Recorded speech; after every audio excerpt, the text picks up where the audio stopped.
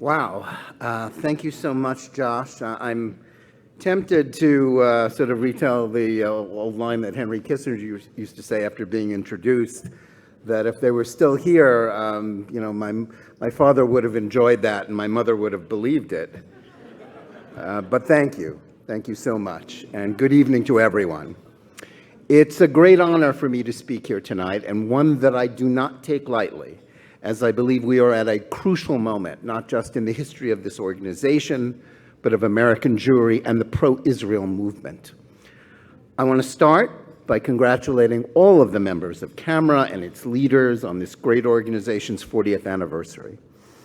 You have come a long way in these 4 decades and deserve this evening to stop for a moment and to appreciate your accomplishments, as well as to look back on the many challenges you've faced. As we do so, it's worth asking, how did you do it? How did a ragtag activist group not only set the agenda of the pro-Israel community, but change the way we think about media? The world has changed a great deal in the last 40 years since the biased and misleading coverage of the 1982 Lebanon War first stirred activists into action, calling reporters and editors to account for what they published and broadcast. At the time, the notion of ordinary readers and grassroots activists organizing to push back against media bias was not something that most people in the organized Jewish world were eager to either join in or support. By and large, the Jewish establishment was more interested in access to the media rather than criticizing it and demanding that it change. By the same token, most journalists were equally reluctant to regard a group dedicated to correcting their mistakes with an open mind. In both these cases, the problem was one of groupthink. The majority of those who had risen to positions of influence in the organized Jewish world had been raised on faith in the mainstream media. For them, the New York Times and other major legacy publications, as well as the broadcast channels, were thought of as akin to the Bible, not an active adversary. They preferred to assume objectivity and goodwill on the part of journalists, even when the evidence of their malice was right before them. Confronting those who were engaged in undermining Israel wasn't part of the establishment program. At the same time, journalists covering the Middle East not only believed in their own objectivity, they were victims of their own collective mindset about the Middle East. By 1982, Israel was no longer regarded as the plucky but poor and weak underdog facing a unified Arab world bent on its destruction and a second Holocaust. In the eyes of the mainstream media officials and the foreign policy establishment professionals whose views they generally mimicked and regurgitated in their reports, Israel had become the Goliath to the Palestinians' David. They played that underdog theme for Israel's enemies for all it was worth, even though their David was a blood-drenched terrorist like Yasser Arafat, and thought anyone who didn't go along with it was hopelessly out of touch with contemporary thinking. That's the situation that gave birth to CAMRA. It was created out of necessity to play a role that no other group was able or willing to carry out. And in the decades since then, it has done so tenaciously.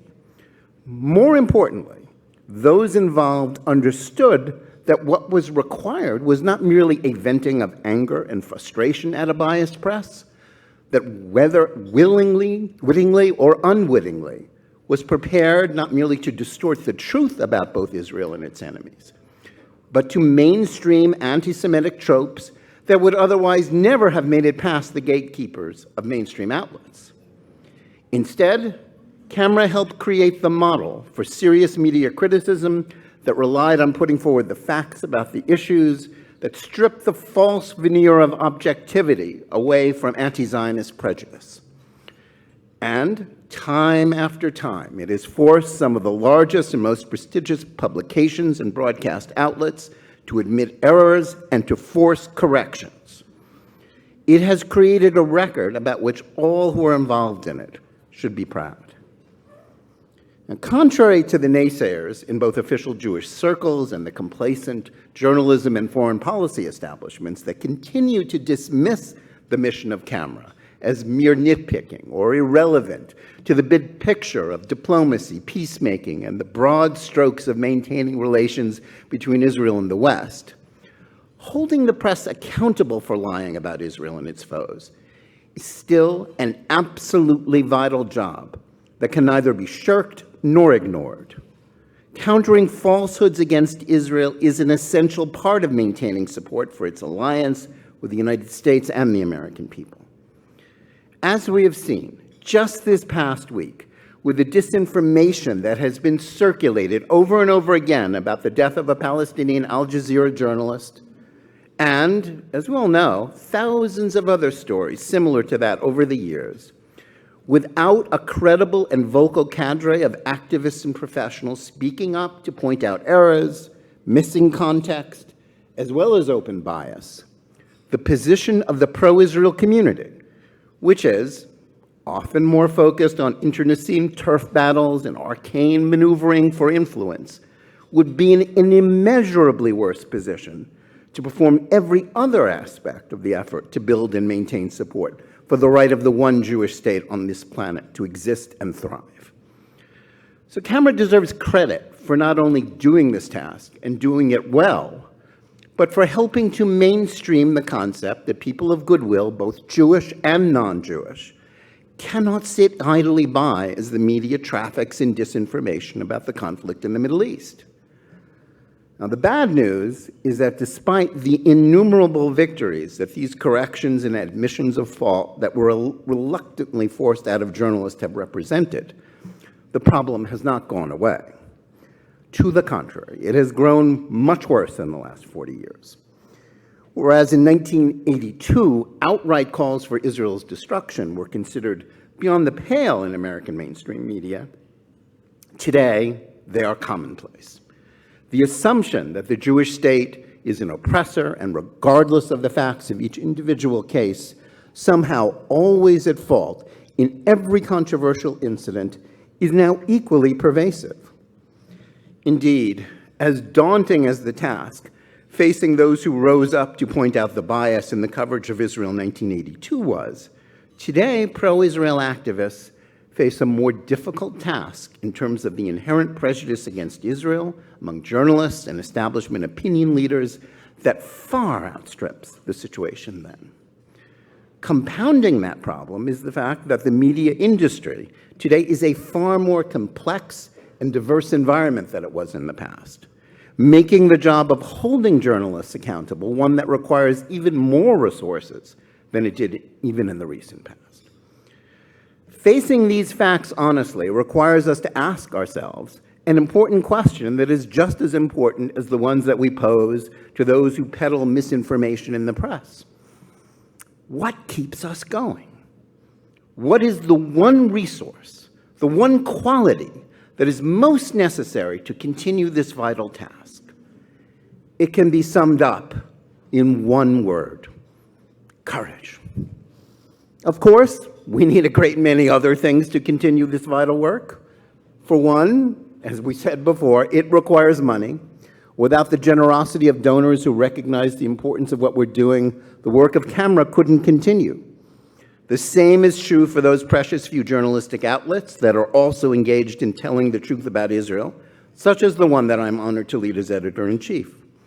We need your help, and we need you to understand just how essential our work is. We also need dedicated professionals with the education, experience, and skills to help lead this campaign of accountability that Camera engages in. Without them and the information they disseminate to the members and activists, our work couldn't go on. But without the fortitude to speak up when everyone else is telling you not to bother because the task is impossible, without the audacity to speak truth to power, all of this is impossible. That's all more true because of the factors that have made our task more difficult. When Camera began its work, and for many years after that, the vast majority of those in the press were not necessarily intent on smearing Israel. Most of those who composed the generation of Americans who had grown up in the shadow of the Second World War and the Holocaust were not necessarily inclined to believe the worst of Israel and the Jews. The truth is, Many, if not most of them, were simply ignorant of the facts about the conflict, either because they'd never studied the history and politics of the Middle East, or because they foolishly thought that journalists could also learn everything they needed to write articles or produce broadcast segments on the fly. To many of my colleagues, what happened yesterday is history, and what happened the day before yesterday is ancient history. The events of the Second Intifada, now 20 years ago, the Camp David conference of 2000, when Arafat rejected Palestinian statehood, or 2008, when his successor, Mahmoud Abbas, did the same, let alone the facts about the Six-Day War in 1967 or Israel's War of Independence in 1948, are simply beyond their ken. Still, most back then were, if not always, amenable to corrections. They were still interested in getting the story right and basically educable. The ignorance factor has grown over the years, since fewer of those who go into journalism have strong backgrounds in what has happened in the recent past or the basics of the Western canon, because of the decline in standards and the popularity of new so-called disciplines, with the percentage of those graduating college with degrees in gender or ethnic studies and communication growing, and those who study history declining. But the media environment we face today is even more discouraging because the basic assumptions of many, if not most of those going into journalism nowadays, is different from their predecessors.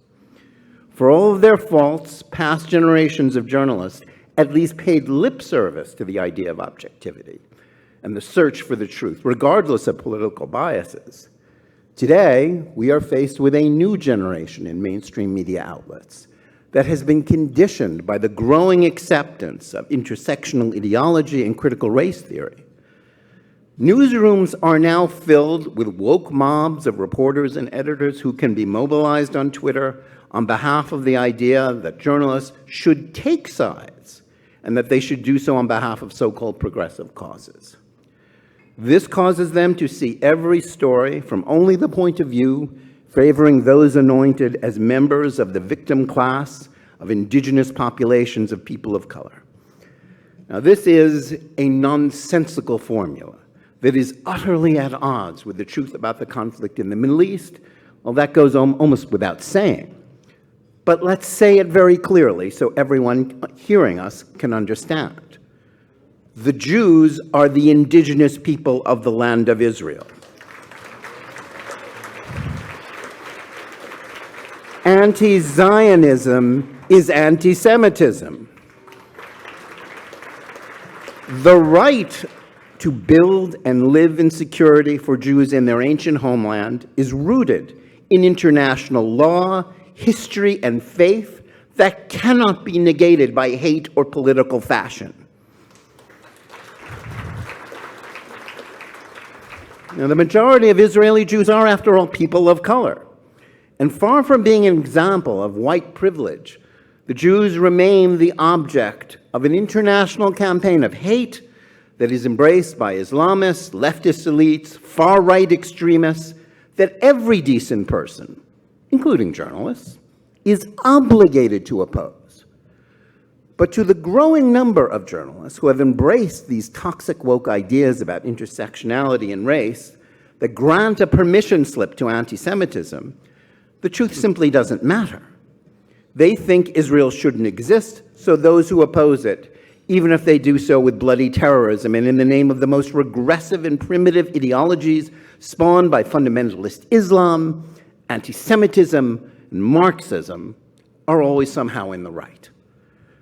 The notion that objectivity must be replaced by progressive subjectivity isn't restricted to the Middle East and its coverage.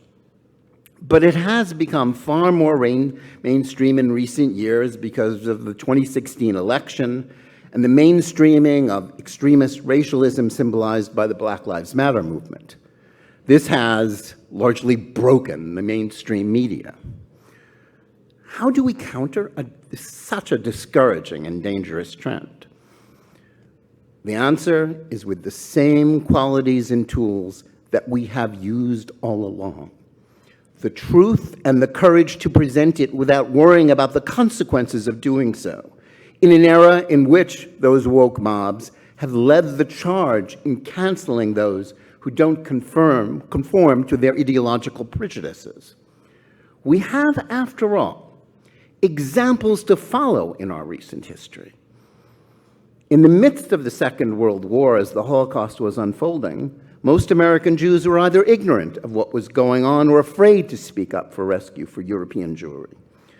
With so many in the armed services then, and when the country as a whole afraid to depict America's fight as a war that was in any way a Jewish cause, most Jewish leaders, including some who were active in the Zionist movement like Rabbi Stephen Wise, were similarly fearful of drawing attention to the catastrophe or exerting any influence with President Franklin Roosevelt to do something to save those who could be rescued from Hitler's final solution.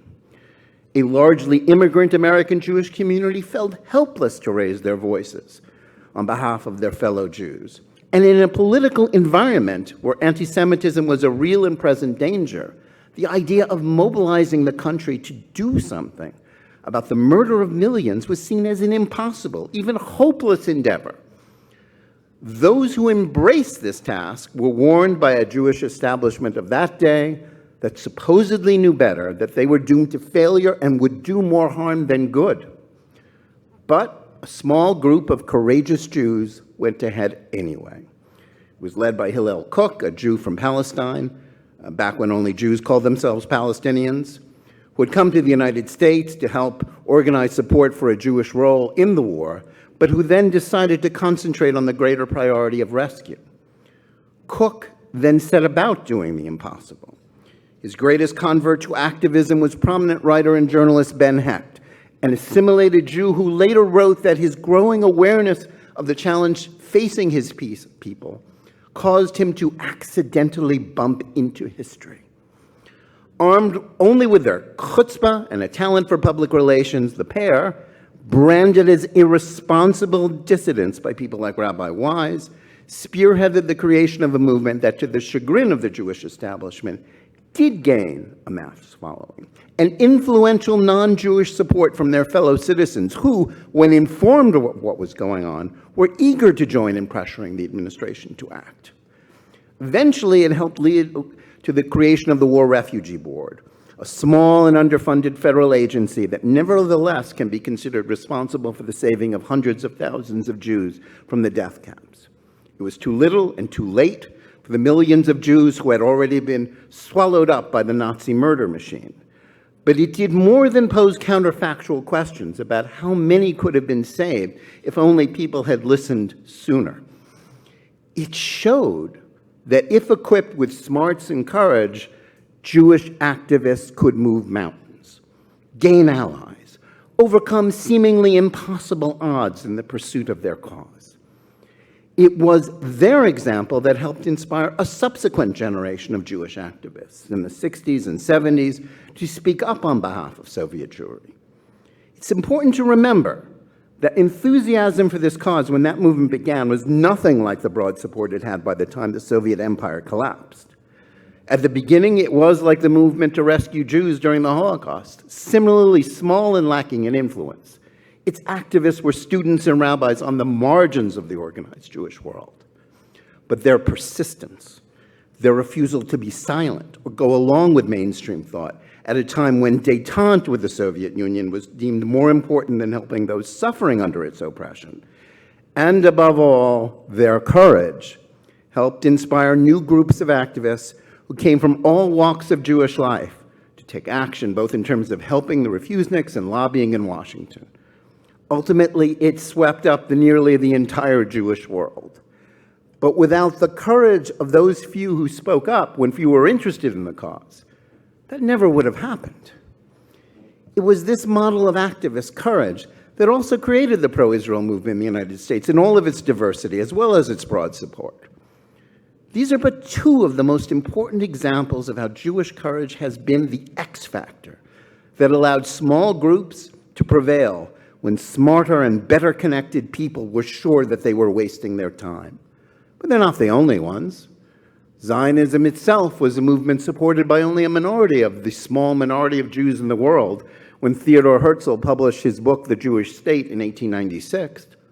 He proved, as those who would follow him did, that faith in the justice of our cause and the courage to talk up when everyone is telling us to be silent and accept the world as it is not just right, it's the only path to Jewish survival. What all too many of us forget is that the essence of being a Jew has always meant more. No matter where you stand on the political or religious spectrum of Jewish life, you need to remember that refusing to bow down to the idols of popular culture has been essential to preserving the Jewish people from the time of the Maccabees to our own era.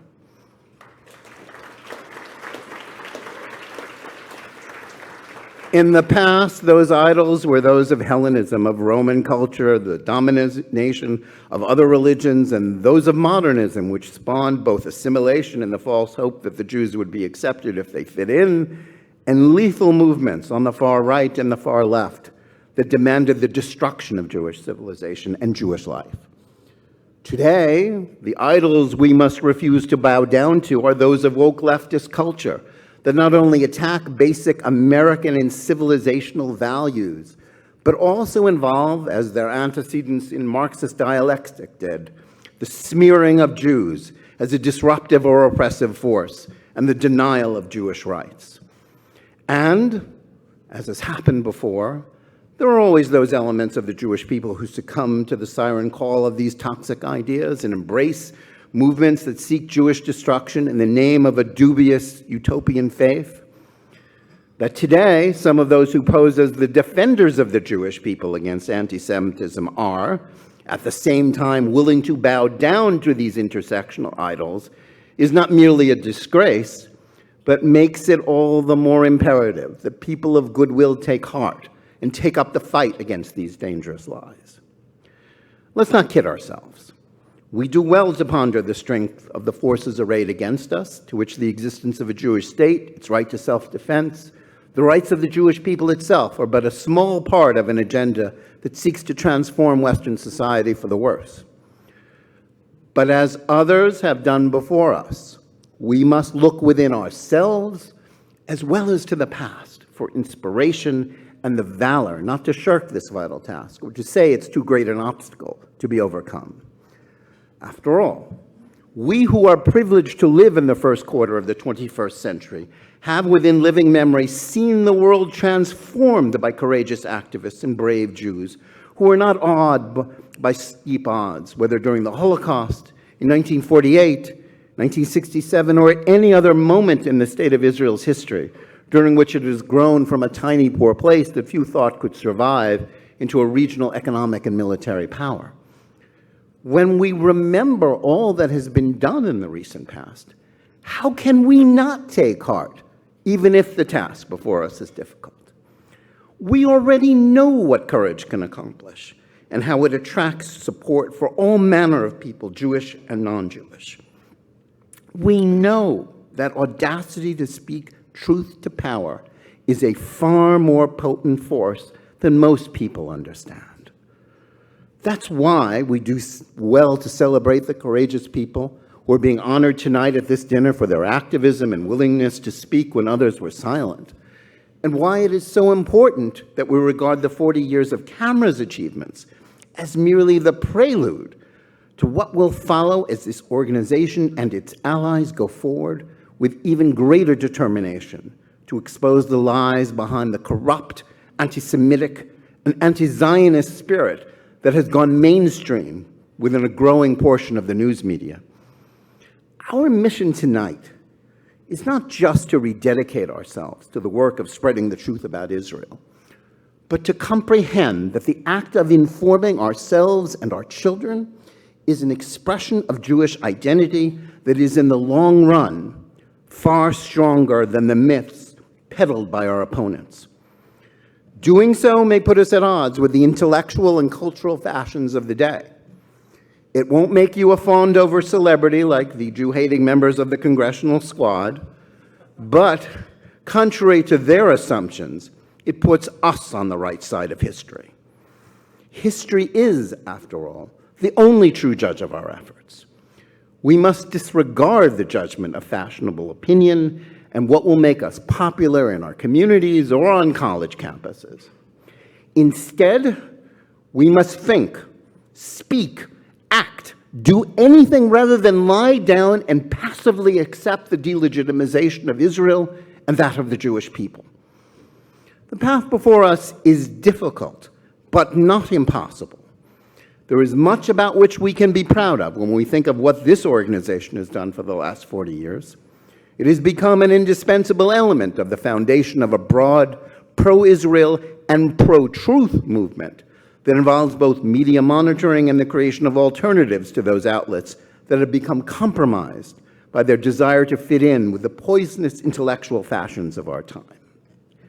As we contemplate the future, we should do so with confidence, not only in the importance of our task, but in the belief that our courage, like that of our predecessors, will inspire the next generation to take up the task when we leave off.